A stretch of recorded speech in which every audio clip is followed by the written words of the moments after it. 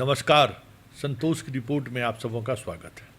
और आज हम संतोष की रिपोर्ट में बात बाबू साहब वीर कुंवर सिंह की जयंती के मौके पर पूरे प्रदेश में जो एक सन्नाटा छाया रहा है, उस सन्नाटे की चर्चा करने जा रहे हैं।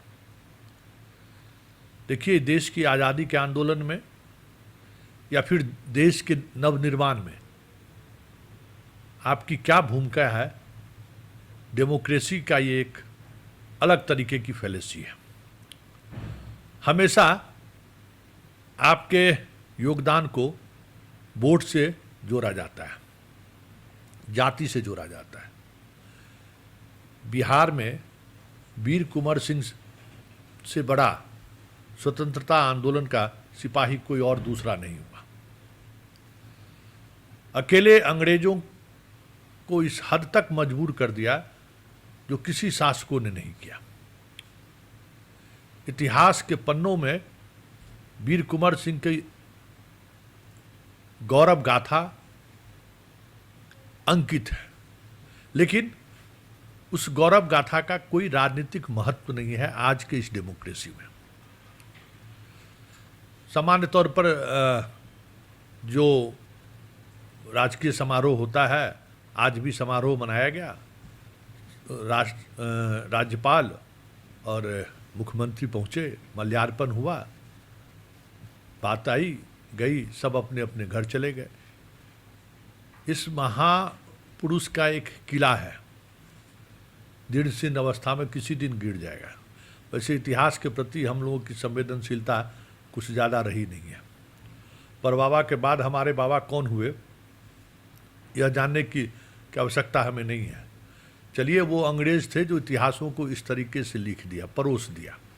फिर बाद के दिनों में हम लोगों ने भी दो चार कदम आगे बढ़ते हुए कुछ चीज़ों को पब्लिक डोमेन में लाकर छोड़ दिया। बिहार के एकमात्र इस आंदोलन की बात अगर हम करें तो चेहरा है। हम बिहार को वीर कुंवर सिंह के सहारे देश के सामने एक अलग इमेज प्रस्तुत कर सकते हैं कि कैसे 80 साल की उम्र में एक योद्धा अंग्रेजों से लड़ाई लड़ा, और सिर्फ लड़ाई ही नहीं लड़ा, अंग्रेजों को झुकना पड़ा। और ये स्थिति उसने उत्पन्न कर दी जो किसी दूसरे जमींदार या राजा ने अंग्रेजों को कभी इस तरीके से कह सकते हैं कि पराजित नहीं किया होगा, हराया ही नहीं, अंग्रेज के दिलों में दर्द पैदा कर दिया। वो शख्सियत आज कह सकते हैं कि गुमनामी की दुनिया में कभी किसी जयंती या पुण्यतिथि के मौके पर याद कर लेते हैं बस। कर्पूरी ठाकुर हो चाहे राम मनोहर लोहिया हो, वो एक राजनीतिक विचारधाराओं को लेकर इस डेमोक्रेसी में बदलाव की बात की, सोशल जस्टिस की बात की। वो आज़ाद भारत के दौर में आज उनका चुनावी राजनीति में महत्व है एक वोट बैंक के रूप में, लेकिन वीर कुंवर सिंह का वोट बैंक के तौर पर कहीं कोई ऐसी मतलब कह सकते हैं कि समीकरण ही नहीं है जिसके सहारे आप उनको वोट बैंक में तब्दील कर सकें। हाँ, चुनाव था तो रूडी जी पूरा एयर शो किए थे। 2022 में अमित शाह से लेकर सब लोग पहुंचे थे। एक था राष्ट्रीय स्तर पर एक राष्ट्रवाद का जुनून पैदा करना था, तो वीर कुंवर सिंह जैसे योद्धाओं का इस्तेमाल किया गया। किला को बदलने का उस वक्त भी आश्वासन दिया गया था, किला को हम फिर से सौंदर्यीकरण के सहारे पुनर्जीवित करेंगे। वो आज तक नहीं हो पाया। वो मिराज भी है। मतलब एक बात समझने की है कि आपके पुरखे, आपके बिरादरी में अगर कोई महायोद्धा हुआ है तो उसकी राजनीतिक पहचान भी बनी रहे, उस कौम की पहली प्राथमिकता होनी चाहिए, उस समाज की पहली प्राथमिकता होनी चाहिए। नहीं तो मिटाने वाले तो बहुत सारे लोग हैं, क्योंकि इस आइडेंटिटी से उन्हें कोई राजनीतिक लाभ मिलने वाला नहीं है। आज कई यूपी के नेता आए हैं, बड़ी बड़ी बातें उन्होंने कहा है। उन तमाम बातों में जो एक बात है जिससे अनुसरण करने की जरूरत है, और हमें लगता है कि बिहार की राजनीति में खास करके राजपूतों की जो स्थिति है, हमें लगता है कि पहली बार वीर कुंवर सिंह की जयंती के मौके पर दूर दूर तक कोई राजपूत का बड़ा नेता उस राजकीय सम्मान समारोह में दिखाई नहीं दिया। पहली बार हमें लगता है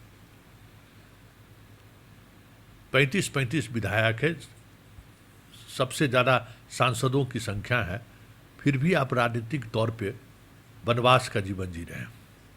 कभी सोचा है क्यों?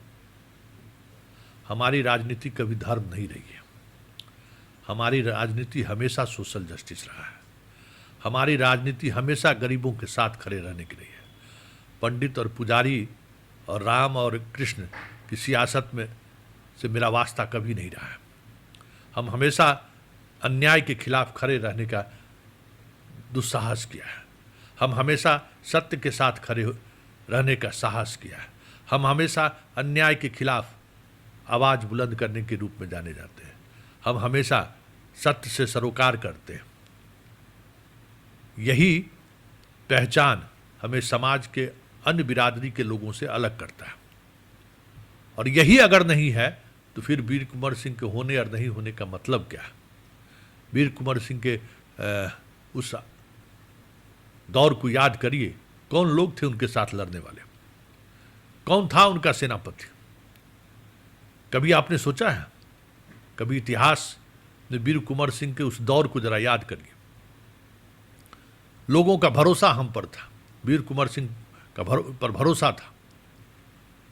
आज भी समाज का भरोसा है, लेकिन हम उस भरोसे के सहारे सियासत करें, यह समझदारी हम लोगों ने छोड़ दी है।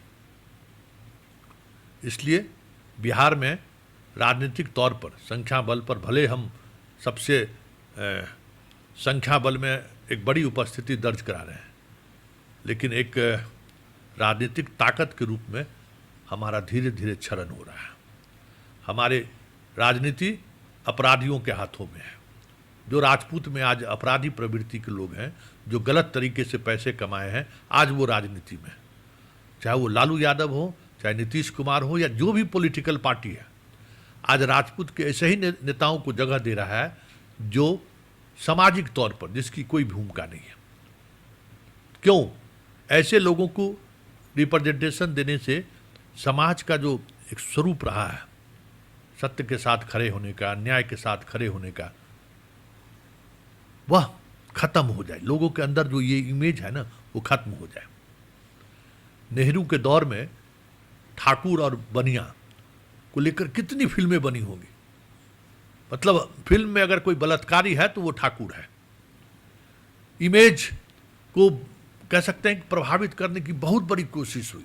ठाकुर का कुआं से लेकर कई फिल्में, हर फिल्म में डकैत और बलात्कारी ठाकुर। फिर भी नेहरू उस इमेज को, जो इमेज थोपना चाहते थे भारतीय समाज में, नहीं थोप पाए।